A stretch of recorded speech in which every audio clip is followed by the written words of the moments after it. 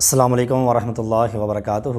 جی میں حافظ ندیم عباس آج آپ کے لیے جو ویڈیو لے کے آئے ہیں یہ ایسی ایک ویڈیو ہے جس کے اندر آپ کو یہ بتایا جائے گا کہ میاں بیوی آپس میں ہم بستری کس طرح کریں، آپس میں صحبت کس طرح کریں۔ اکثر نوجوان یہ سوال پوچھتے ہوئے شرماتے ہیں، اس لیے اس ویڈیو کو لے کے آئے ہیں تاکہ ہر بندے کے دل کے اندر جو سوال ہے کہ بیوی کے ساتھ ہم بستری کس طرح کی جائے اس کے وہ سوال کا جواب مل جائے۔ آئے دیکھتے ہیں اس ویڈیو کو جس کے اندر ہمارے ہر سوال کا جواب موجود ہے۔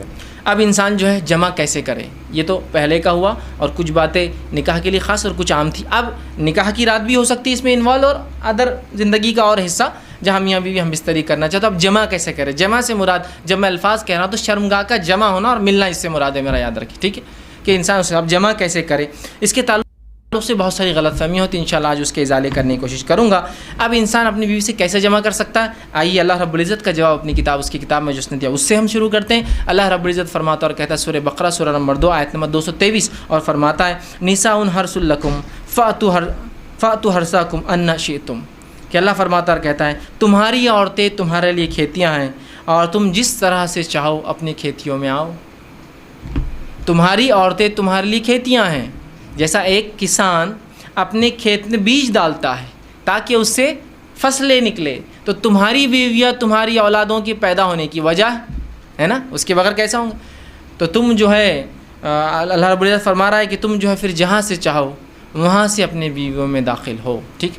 اب اس کے تعلق سے کیا واقعہ آتا ہے اس کے شان نزول میں رکھ دیتا ہوں، تو وہ پہلی بات بالکل انشاءاللہ جو آیت ہے وہ واضح ہو جائیں گے، کلیئر ہو جائیں گے۔ آئیے جو ہے صحیح بخاری کی روایت ہے، جابر رضی اللہ عنہ فرماتے اور کہتے ہیں یہودی جو ہے یہ بات کہا کرتے تھے کہ آدمی اگر اپنے بیوی سے شرمگاہ میں اگلے حصے میں جہاں سے اولاد پیدا ہوتی ہے، ٹھیک ہے، وہاں اگر ہم بستری پیچھے سے کھڑے رہ کر کرے، پیچھے ہو کر کرے بیوی کے، سمجھ رہے ہیں آپ بات کو، کہ اپنے بیوی سے صحیح جگہ مطلب شرمگاہ کا اگلا حصہ اس میں ہم بستری کرتا ہے جہاں سے اولاد پیدا ہوتی ہے، لیکن پیچھے سے کھڑے رہ کر کرتا ہے تو اس سے اولاد بھینگی پیدا ہوتی ہے، مطلب آنکھیں اس کی اسکوئن جس کو کہتے ہیں، مطلب آنکھ ڈھلتی ہوئی یا دونوں آنکھ ڈھلتی ہوئی ہوتی ہے نا، بھانگا جس کو عام زبان میں کہتے ہیں، ٹھیک ہے، یہ بھینگا جس کو بولتے ہیں، تو ویسا پیدا ہوتا ہے۔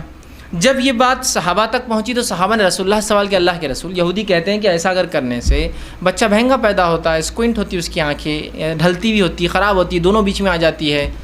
تو آپ صلی اللہ علیہ وسلم نے اس کے جواب میں اللہ رب العزت نے یہ آیت نازل کی۔ جب یہ آیت نازل ہوئی تو آپ نے فرمایا اور کہا آگے سے یا پیچھے سے مگر مقام پیدائش میں۔ آپ نے کیا کہا؟ آگے سے یا پیچھے سے لیکن مقام پیدائش میں، سمجھ رہا؟ مطلب جہاں سے اولاد پیدا ہوتی ہے وہیں انسان کر سکتا ہے، اس کے علاوہ کرنا حرام ہے۔ انشاءاللہ اس کی تفصیلات آگے رکھوں گا کیا حرام ہے اس معاملے میں، ٹھیک ہے۔ تو چاہے انسان آگے سے ہو پیچھے سے ہو لیکن مقام پیدائش میں۔ آئیے دوسری روایت، عبداللہ ابن عباس رضی اللہ عنہ فرماتے ہیں، یہ ابو داؤد کی روایت، آپ نے فرمایا تھوڑی طویل روایت ہے لیکن بہت ساری باتیں علم کی اس میں آ رہی ہے اس روایت کے اندر، بالخصوص اس مسئلے کے تعلق سے۔ وہ کہتے ہیں مدینہ میں انصار جو ہے یہودیوں کی اتباع کرتے تھے، چونکہ انصار تو مشرک تھے، ان کے پاس کوئی عقیدہ نہیں تھا، یہ تو لیکن اہل کتاب کو یہ بڑا اونچا سمجھتے چونکہ وہ کتاب کے حامل لوگ تھے، تو ہر چیز میں وہ یہودیوں کو فالو کرتے، حتیٰ کہ یہودی اپنے بیویوں کو چت لٹاتے، مطلب چہرہ اوپر اور عورت لیٹی ہے اور اس کے بعد ہم بستری کرتے، تاکہ اس سے کیا ہوتا ہے، سطر کے لیے بھی اچھا ہے، انسان جب مرد لیٹ جاتا ہے عورت پہ تو پوری ڈھک بھی جاتی ہے، تو طہارت کے لیے بھی اچھا ہوتا ہے اور سطر پوشی کے لیے بھی خاموں کا زیادہ سطر کھلتا نہیں ہے، اچھا ہوتا ہے۔ تو یہودی صرف اس پوزیشن کو، اس طریقے کو حلال مانتے تھے۔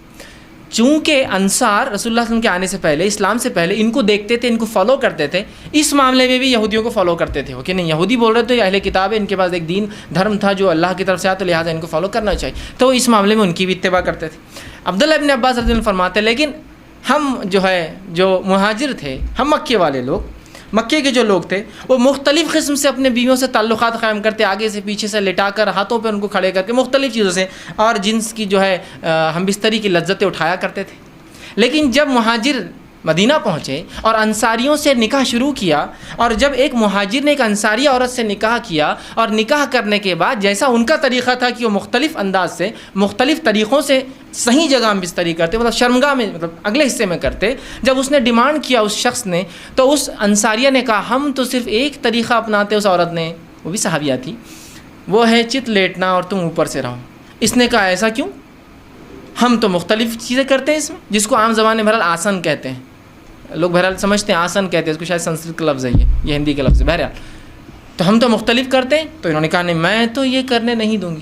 جھگڑا بڑھ گیا، اس نے کہا میں تو ایسے ہی کروں گا، اس نے کہا ہمارے پاس یہ طریقہ نہیں ہے. اور بات رسول اکرم صلی اللہ علیہ وسلم پہنچ گئی اور پھر یہ آیت نازل ہو گئی، تمہاری بیویاں تمہاری کھیتی ہے، تم جہاں سے چاہو. مطلب جو مہاجر کر رہے تھے صحیح کر رہے تھے. مختلف پوزیشنز ہو سکتے ہیں لیکن اگلے حصے میں صرف پیدائش کے حصے میں انسان کر سکتا ہے. تو یہ روایت میں بہرحال بہت ساری باتیں آ گئی اور بہت ساری باتوں کا جواز ہمیں مل گیا ہے. آگے آئیے. اب اس معاملے میں جو ہے انسان جمع جو کرے، ہم بستری کرے تو لیٹ کر سکتا ہے. لیٹنے میں جتنی پوزیشنز ہو سکتی ہے وہ استعمال کر سکتا ہے. شرط ایک ہی ہے، وہاں انسان اپنی شرمگاہ کو داخل کرے، عورت کی شرمگاہ میں جہاں سے اولاد پیدا ہوتی ہے، ٹھیک ہے، وہی ایک جگہ ہے. دوسرا بیٹھ کر سکتا ہے، جتنی پوزیشنز ہو سکتی ہے اس کے لیے شریعت نے اس سے کوئی ممانعت کا اظہار نہیں کیا.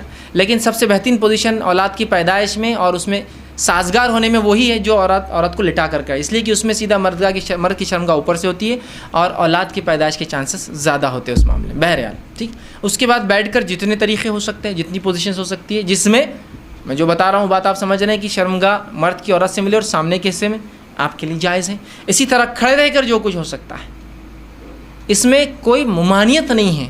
کراہت ہو سکتی ہے، ناپسندیدگی ہو سکتی ہے، لیکن ممانعت کسی میں بھی نہیں، حرمت کسی میں بھی نہیں. بیٹھ کر، لیٹ کر، کھڑے رہ کر کچھ بھی ہو سکتا ہے. ابھی بات کا ازالہ میں کر دوں، بہت سے لوگوں نے عجیب عجیب باتیں لکھ دی، اللہ ان پر رحم کرے، جس کی وجہ سے امت کو خواہ ایسی مشکلات اور تکلیفوں میں ڈالا جو شریعت نے نہیں دی. کہ کھڑے رہ کر کرے تو اولاد لنگڑی پیدا ہوتی ہے، بیٹھ کر کرے تو اولاد فلاں پیدا ہوتی ہے، پیچھے سے کرے. آج بھی میں کہہ رہا ہوں کہ اگر کوئی لڑکا بہنگا آ جاتا ہے جس کی آنکھیں اسکوئنٹ ہو، اس کی آنکھیں برابر نہ ہو، تو عورتیں ایک دوسرے کو دھکا دے کے ہنستی مجلس. ان کے ماں باپ نے کیا کرے تھے دیکھو بچہ. آج بھی میں کہہ رہا ہوں کیسی عجیب بات ہے یار. شریعت کلیریفیکیشن دے رہی ہے، قرآنی آیتیں نازل ہو رہی ہے، اس کے بعد بھی کہ ہماری عقلیں، اب عقلوں کا کیا بھائی، علم کی کمی ہی یہ سب چیزوں کی وجہ ہے. لا علمی جو نقصان پہنچاتی ہے نا، وہ کوئی چیز، کوئی ہتھیار، کوئی دشمن آپ کو جو نقصان نہیں پہنچائیں گے نا، آپ کی اور ہماری لا علمی اسلام کے تعلق سے نقصان پہنچاتی ہے. بہرحال تو کوئی بھی پوزیشن اختیار کر سکتے، کوئی ممانعت کسی بھی پوزیشن کی ثابت نہیں ہے.